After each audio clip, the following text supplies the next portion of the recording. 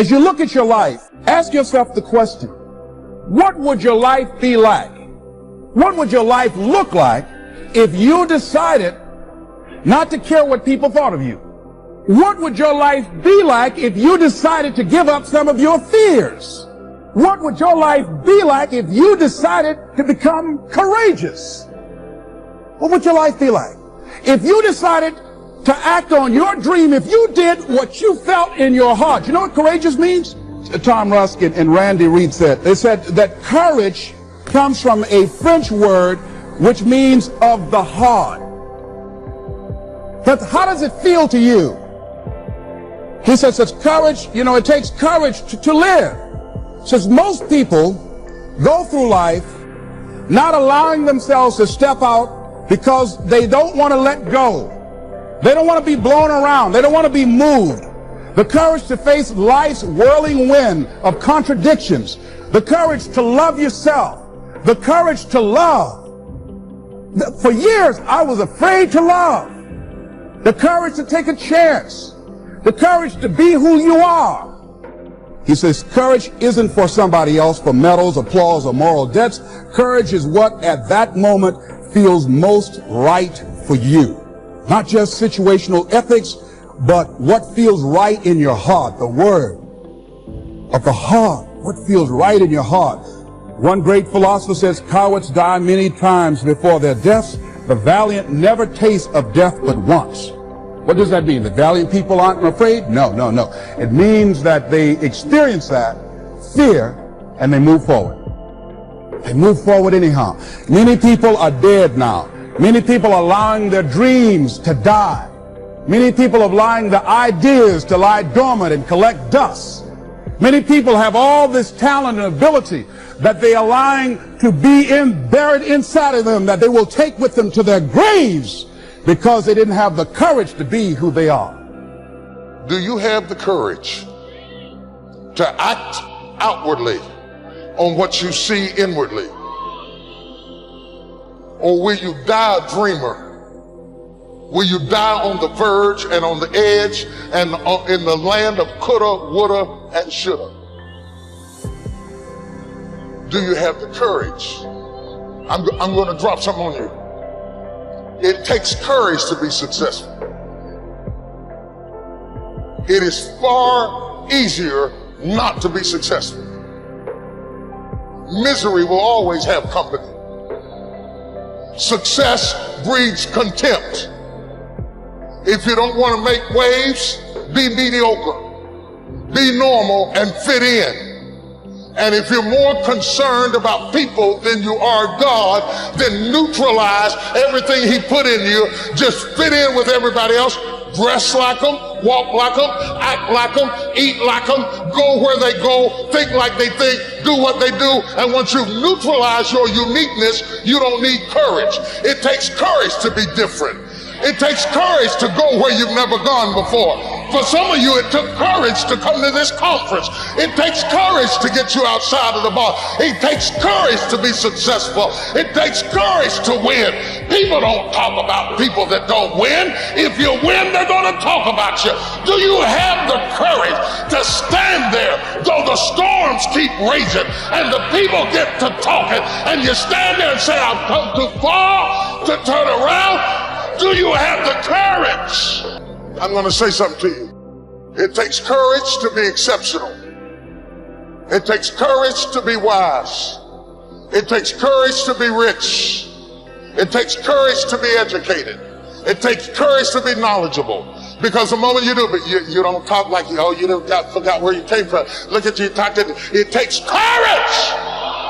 And I'm just wondering, in this weak, watered down, mediocre society that we live in today, in this reality TV world we live in today, I'm wondering if there's anybody left that's got the courage to say, after all I've been through, and all my ancestors have been through, and all my parents have been through, I didn't come through all of that just to fit in with normalcy. I have the courage to go after my dream. Is there a woman left in this entire Coliseum that's got some courage? You can't connect the dots looking forward. You can only connect them looking backwards. So you have to trust that the dots will somehow connect in your future. You have to trust in something, your gut, destiny, life, karma, whatever. Because believing that the dots will connect down the road will give you the confidence to follow your heart, even when it leads you off the well-worn path. And that will make all the difference. Your time is limited, so don't waste it living someone else's life. Don't be trapped by dogma, which is living with the results of other people's thinking. Don't let the noise of others' opinions drown out your own inner voice. You've got to find what you love, and that is as true for work as it is for your lovers. Your work is going to fill a large part of your life, and the only way to be truly satisfied is to do what you believe is great work. And the only way to do great work is to love what you do. If you haven't found it yet, keep looking, and don't settle. Have the courage to follow your heart and intuition. They somehow already know what you truly want to become. That you're going to have some ups and you're going to have some downs. Most people give up on themselves easily. You know the human spirit is powerful. There's nothing as powerful. It's hard to kill the human spirit. Anybody can feel good when they have their health, their bills are paid, they have happy relationships. Anybody can have a larger vision then. Anybody can have faith under those kinds of circumstances. The real challenge of growth, mentally, emotionally, and spiritually, comes when you get knocked down. It takes courage to act. Part of being hungry when you've been defeated, it takes courage to start over again.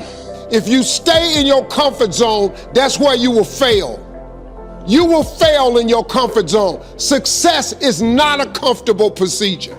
It is a very uncomfortable thing to attempt. So you got to get comfortable being uncomfortable if you ever want to be successful.